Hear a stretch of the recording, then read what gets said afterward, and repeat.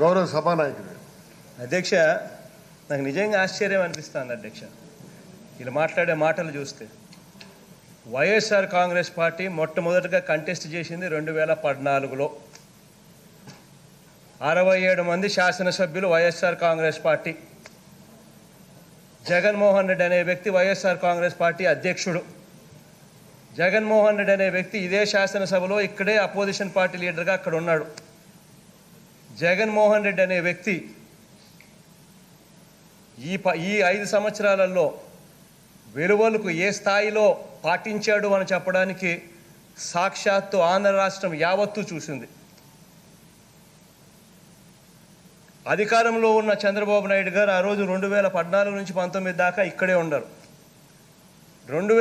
ఈ 5 సంవత్సరాలలో చంద్రబాబు నాయుడు గారు ముఖ్యమంత్రిగా ఉన్నప్పుడు తెలుగుదేశం పార్టీ ఇదే శాసనసభలో ఏ రకంగా చట్టాలను తూట్లు పొడుస్తూ, ఏ రకంగా ఎమ్మెల్యేలను సంతలో పశువులు కొన్నట్టుగా కొన్న పరిస్థితులు, కొనిన తర్వాత ఏ రకంగా స్పీకర్ పదవిని దుర్వినియోగం చేస్తూ కనీసం వాళ్ళను డిస్క్వాలిఫై చెయ్యని విధానాన్ని, తర్వాత అందులో 4గురిని ఏకంగా మంత్రులుగా చేసి ఆ మంత్రులుగా కూడా కూర్చోబెట్టుకున్న పరిస్థితులు, ఆపోజిషన్ బెంచెస్లో అక్కడ కూర్చోవలసిన వాళ్ళు 23 మంది ట్రెజరీ బెంచ్లో ఇక్కడ కూర్చున్న పరిస్థితులు, ఇవన్నీ కూడా ఇదే చట్టసభలో ఇక్కడే జరిగాయి. ఇటువంటి పరిస్థితులు, ఇటువంటి ముఖ్యమంత్రి, అటువంటి స్పీకరు, అటువంటి ముఖ్యమంత్రి ఉన్న ఆ చట్టసభ కాకుండా ఈ చట్టసభలో జగన్మోహన్ రెడ్డి అనే వ్యక్తి ముఖ్యమంత్రిగా ఇటువైపున ఉన్నాడు. మంచి స్పీకర్గా మీరు అటువైపున మిమ్మల్ని దేవుడు దయతో నేను కూర్చోబెట్టగలిగాను. ఇక్కడ మనం ఎలా చేస్తాము అన్నదానికి మనం ఎగ్జాంపుల్ ఇస్తూ ఈ మొట్టమొదటి సమావేశంలో చెప్పా. 23 మంది శాసనసభ్యులు ఉన్న అదే చంద్రబాబు నాయుడు గారికి నేను కూడా చంద్రబాబు నాయుడు గారి మాదిరిగానే ఆలోచనలు చేసిందంటే చంద్రబాబు నాయుడు గారి ప్రతిపక్ష హోదా స్టేటస్ కూడా వచ్చి ఉండేది కాదు, అలా ఉండేవాడు కూడా కాదు. అవునయ్యా, నీకు తెలియకపోతే తెలుసుకో వాస్తవాలు. నేను కూడా నీ మాదిరిగానే ప్రలోభాలు పెట్టినంటే, నేను కూడా నీ మాదిరిగానే మంత్రి పదవులు ఇస్తా రెడీగా కానియండి అని అంటే, నేను కానీ డోర్ తెరిస్తే నేను నోట్లో నుంచి మాట చెప్పడం లేదు, ఎంతమంది టచ్లో ఉండాలని చెప్పి సంతోషపడండి.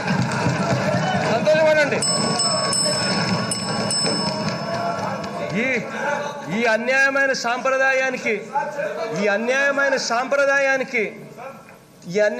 సాంప్రదాయం కొనసాగకూడదు అని చట్టసభలో ప్రతిపక్షం అన్నది ఉండాలని, ప్రతిపక్షానికి సంబంధించిన ఎమ్మెల్యేలు కొనసాగాలని, చంద్రబాబు నాయుడు గారికి ఇంకా ఆ స్థానంలో కూర్చోబెట్టే పరిస్థితి క్రియేట్ చేయడం కోసం టోటల్గా సిచ్యువేషన్ మారాలని చెప్పి, కొత్త సాంప్రదాయం రావాలని, మంచి సాంప్రదాయం రావాలని చెప్పి ఏకంగా ఇక్కడ నుంచి మంచి చేసే దిశగా, మంచి చెప్పే దిశగా మాట్లాడుతూ ఉంటే దాన్ని కూడా ఏ రకంగా వక్రీకరిస్తూ, దాన్ని కూడా ఏ రకంగా అన్యాయం మాటలు మాట్లాడుతూ ఉన్నారో సాక్షాత్తుగా ఇక్కడ చూస్తూ ఉన్నాం అధ్యక్ష. నేను ఇంతకుముందు ఒక మాట చెప్పా. 23 మంది శాసనసభ్యులను వైఎస్ఆర్ కాంగ్రెస్ పార్టీ తరపు నుంచి కొనుగోలు చేశారు. 3 ఎంపీలను వైఎస్ఆర్ కాంగ్రెస్ పార్టీ తరపు నుంచి ప్రలోభాలు పెట్టి తీసుకున్నారు. చివరికి ఏం జరిగింది? పైన దేవుడు ఉన్నాడు, ప్రజలు ఉన్నారు. దేవుడు ప్రజలు ఏ స్థాయిలో గుయ్యి అనిపించే మాదిరిగా కొట్టారు అన్నది, అన్యాయం చేసిన వాళ్ళు కరెక్ట్గా అదే 23 మంది ఎమ్మెల్యేలు, అదే 3 ఎంపీలు, అది కూడా గెలిచింది. ఆ 3 ఎంపీలు కూడా 4,000 ఒకరు, 6,000 ఒకరు, 8,000 ఒకరు. అది కూడా కరెక్ట్గా దేవుడు ఎప్పుడు జడ్జిమెంట్ ఇచ్చాడు అధ్యక్ష? కరెక్ట్గా 23వ తారీఖున. అంటే ఇంతకన్నా దేవుడు, ప్రజలు, ఇంతకన్నా కరెక్ట్ జడ్జిమెంట్ అనేది ఎక్కడ జరగదు.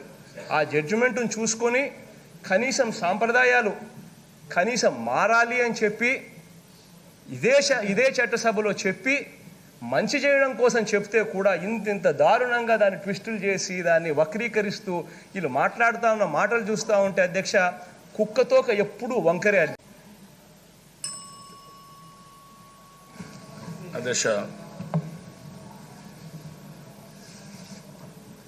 ఈరోజు వాస్తవంగా అయితే చిన్న కాంట్రవర్సీ కూడా లేకుండా మీ యొక్క ఎంపిక ఏకగ్రీవంగా చేసుకున్న సందర్భంగా అందరూ శుభాకాంక్షలు తెలియజేసి ముందుకు పోవాల్సిన సందర్భం అధ్యక్ష. కానీ తొలి ప్రసంగంలోనే ముఖ్యమంత్రి గారు మాట్లాడిన విషయాలు కానీ, సభ్యులు మాట్లాడే విషయాలు కానీ అడుగడుగునా ప్రతిపక్షాన్ని కించపరిచే విధంగా, ఏదో ఇప్పుడు వారు మాట్లాడుతామంటే ప్రజలు ఇచ్చిన స్థానం అధ్యక్ష వారికి కానీ మాకు కానీ ఆ విషయం మర్చిపోతున్నారు. మేము కూడా రాజకీయాల్లో మీరు చరిత్ర మర్చిపోతే ఎవరేం చెప్పలేరు, కానీ మీది కూడా ఒక రాజకీయ కుటుంబం. మీ తండ్రి గారు కూడా ముఖ్యమంత్రి అయ్యారు, ఆయన కూడా పార్టీలో ఉన్నారు. ఆయన కూడా ఏ విధంగా వచ్చే 78లో నేను ఫస్ట్ టైం ఎమ్మెల్యే అయినప్పుడు అధ్యక్ష ఆయన రెడ్డి కాంగ్రెస్లో గెలిస్తే 4 రోజుల్లో మళ్ళా పార్టీకి వచ్చేస్తే బాటా శ్రీరామూర్తి గారు ఎంత విమర్శించారంటే మీకంటే ఘాటుగా విమర్శించారు జగన్మోహన్ రెడ్డి గారు. ఒక్కసారి ఆ చరిత్ర ఒకసారి చూసుకోండి. అక్కడి నుంచి ప్రారంభమైన చరిత్ర అదే ఒప్పుకోండి. మీ తండ్రి చేసిన తప్పని ఒప్పుకోండి, చెప్పండి. తండ్రికి తగ్గ తనయుడని చెప్పుకుంటున్నారు కదా మీరు. ఆ విషయాలే చరిత్ర ఎవరు మార్చలేం కదా, చరిత్ర ఎవరు మార్చలేము. ఆ విషయం మీరు గుర్తుపెట్టుకోవాలి. అదే మరి అధ్యక్ష, చరిత్రలో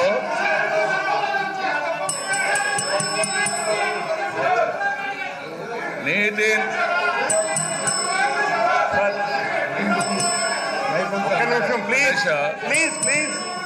చంద్రబాబు నాయుడు గారు, నేను ఎవరిని కించపరచాలని లేదు. At the same time record straighten కావాల్సిన అవసరం ఉంది అధ్యక్ష. ఒక్క నిమిషం అధ్యక్ష. సీఎం గారు, అధ్యక్ష మీరు మాట్లాడండి. ఇది నిజంగా చంద్రబాబు నాయుడు గారు చెప్పే మాటలు వింటా ఉంటే ఎంత దారుణంగా ఉన్నాయి అనంటే, ఎందుకయ్యా మర్డర్ చేశావు అని చెప్పి, ఎందుకయ్యా హత్య చేశావు అని చెప్పి ఎవరినైనా అడిగితే ఆ హత్య చేసిన వాడు గతంలో చాలా హత్యలు జరిగాయి కదా, ఎప్పుడో 10 ఏళ్ల కిందటనో 20 ఏళ్ల కిందటనో 30 ఏళ్ల కిందటనో జరిగాయి కదా అని చెప్పినట్టుగా ఉంది.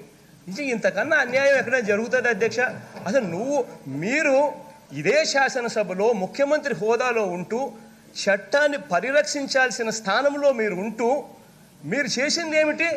ప్రతిపక్షం నుంచి 23 మంది ఎమ్మెల్యేలు సంతలో పశువుల మాదిరి మీరు కొన్నారు. కొనింది చాలా అన్యాయం.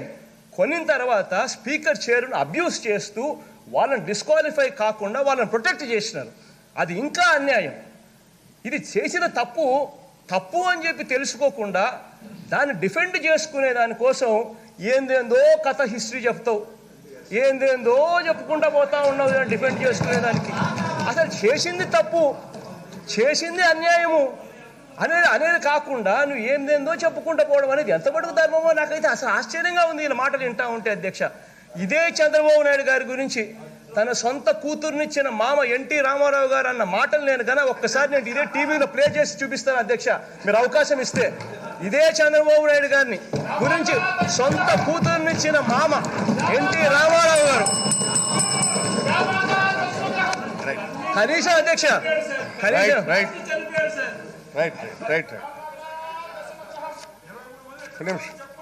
ఒక్క నిమిషం ప్లీజ్. Please.